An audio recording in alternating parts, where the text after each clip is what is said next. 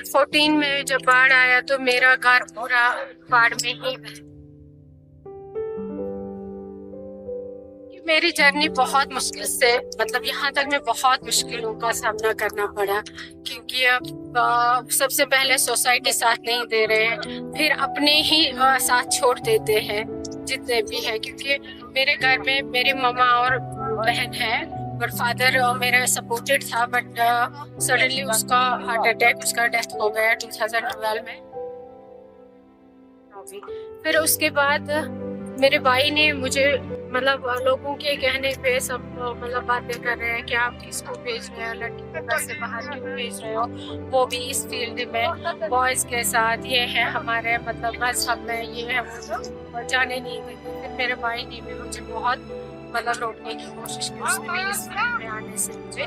रोक दिया, बट मेरे मामा और मेरे सिस्टर वो साथ तो अभी प्रेजेंटली तो साथ दे रहे हैं भाई भी, बट मेरे ऐसे ही एक कजन है मामा का, उन्होंने मतलब इतना किया कि उन्होंने हमसे रिश्ता ही तोड़ दिया।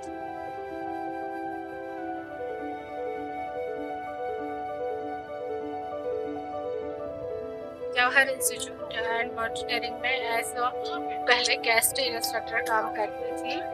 2016 तक। 16 में हम उधर गवर्नमेंट हो गए, तो फिर उसी से मुझे वहाँ पे देते थे 8,500 रुपये तनख्वाह महीने का, तो उसी से मैं घर पूरा ही देख रहे थे। भाई लोग से छोटे हैं, तो एक मेरे से बड़ा है, उसका एक्सीडेंट हुआ, उसका मेंटली कंडीशन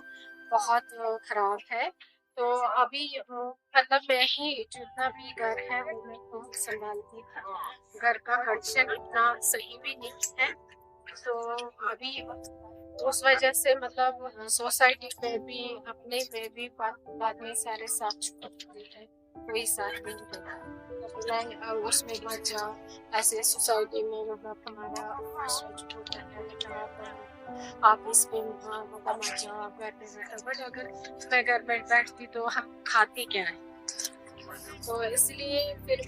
मैंने सोचा जो होगा सो होगा, तो मैं काम तो करना है, किसी के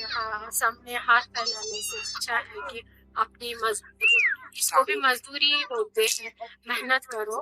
और अपने मतलब अच्छे से खाना, ज्यादा नहीं तो अपना दाल चावल तो चलता है।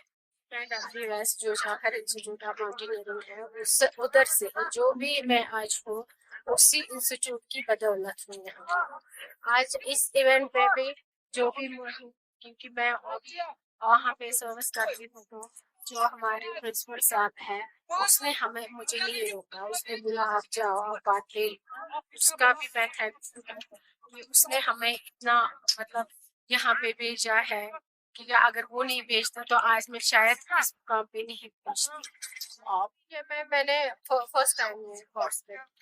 माउंटेनियरिंग मैंने फर्स्ट टाइम ही पहना, ये इसकी दूसरी वाली जो अपहिल चढ़ाई का है, इसमें पूरा स्टेमिना पे ही सब कुछ होता है, इसमें अपहिल भी और डाउनहिल भी और जिगजैग होल भी लगते हैं, तो फर्स्ट अचीवमेंट मैंने 2 सिल्वर किए हैं। अदर स्टेट से भी आ रहे थे बच्चे जो हमारे साथ खेल रहे थे, तो बहुत अच्छा उनका भी लगा कि उन्होंने भी हमारे साथ बहुत बातें शेयर किए और हमने भी उनके साथ किए, उनका भी हमने बहुत अच्छा लगा, क्योंकि जब बोलते हैं ना किसी के साथ अच्छे के साथ रहो तो अच्छा ही सीख जाते हैं, खुद स्ट्रांग है तो उसको कोई नहीं तोड़ सकता, अगर वो खुद स्ट्रांग है तो कोई नहीं तोड़ सकता, अगर वो खुद लोगों के बातों पे ध्यान देगी और लोग क्या बोलते हैं क्योंकि लोगों का कहना है, तो तब तो हमें घर से बाहर भी नहीं निकलना। अगर उसको मतलब हर लड़की को अगर कुछ करना है उसको अपने आप को पहले सबसे पहले अपने आप को उसको मजबूत बना। कश्मीर में एक ही लड़की हूँ पिछले 10 साल से, क्योंकि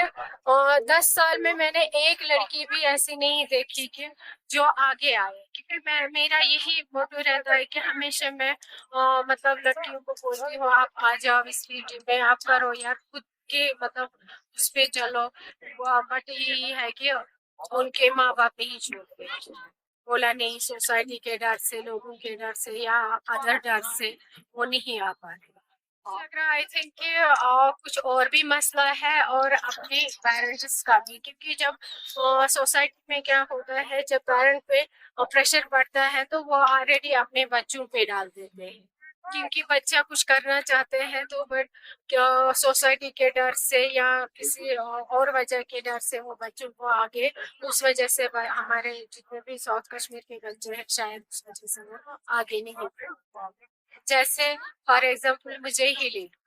क्योंकि मुझे भी बहुत सारे मतलब ऐसे मिले हैं, इवन कि हमने मतलब खो दिए, कि बेसिकली वजह यही है। जब अपने सोसाइटी में इंसान रहता है तो सोसाइटी में मिलजुल के रहना पड़ता है, तो कभी कभार ऐसा लगता है कि कोई मतलब ऐसा है कि साथ नहीं दे रहा है, कि कुछ अलग नजर से देख रहे हैं। ऑल इंडिया से आते हैं हमारे पास बच्चे हैं, चाहे और डिजास्टर के भी हैं, उनके भी हम ट्रेन करते, चाहे एनडीआरएफ हो, एसडीआरएफ हो या एयरफोर्स, नेवी, कोस्ट गार्ड, जितने भी हैं वो भी, चाहे कॉलेज है या प्राइवेट है, ऑल इंडिया से हमारे पास बच्चे आते हैं, उनको हम 14 साल से मैं यही काम कर रही हूँ।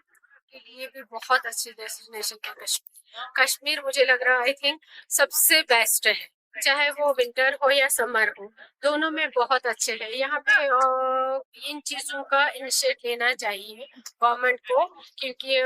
ताकि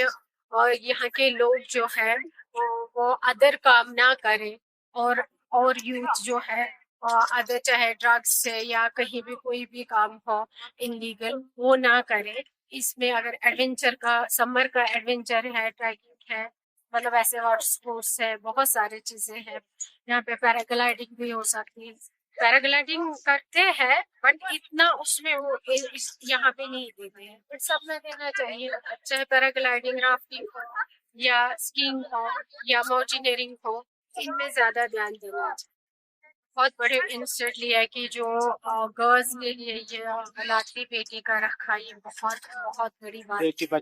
बचा बेटी पढ़ाओ, तो ये बहुत अच्छा स्कीम रखा है गवर्नमेंट ने, ताकि जो माँ बाप अफोर्ड नहीं कर पा रहे थे वो भी आजकल अपने कम से कम मतलब ज्यादा ध्यान देते हैं लड़कों को, माँ बाप। तो फिर वो माँ बाप जो मतलब जो फादर दिन में 100 या 200 कमाते या 500 कमाते हैं, उसको अगर मतलब बहुत मुश्किल से चलते थे, तो जो ये लाडली बेटी है, एक तो उसका पढ़ाई भी कंप्लीट होगा, जितने भी जरूरत है वो उसे मतलब अपनी जरूरत पूरी कर सकते। सबसे पहले मैं गर्ल्स के लिए ये कहना चाहती हूँ कि अपना मतलब जब खुद हार्ड हो तभी आप वो सब मतलब इज्जत देंगे, अगर आप खुद नहीं कुछ कर पाओगे तो कोई आपको, ये मैं गर्ल्स को बोल रही हूँ, क्योंकि है अगर ये मतलब एक स्टेप चलेंगे तो तभी 2 स्टेप उसके घर वाले भी साथ, तो उसको निकलना चाहिए कि इस प्रॉब्लम में, चाहे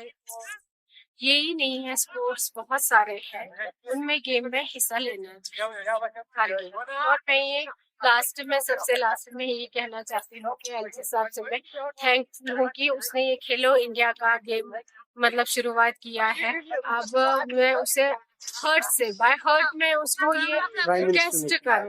रिक्वेस्ट कर रही हूँ कि वो इसको नेशनल गेम में कर दे, स्कीइंग माउंटेनियरिंग जो है, और ये जितने भी है ये खेलो इंडिया का जितने भी मेडल है या गेम है, पार्टिसिपेट है, अगर इसको नेशनल या एसआरओ में डाल देते तो हमारे लिए बहुत फायदेमंद होता है।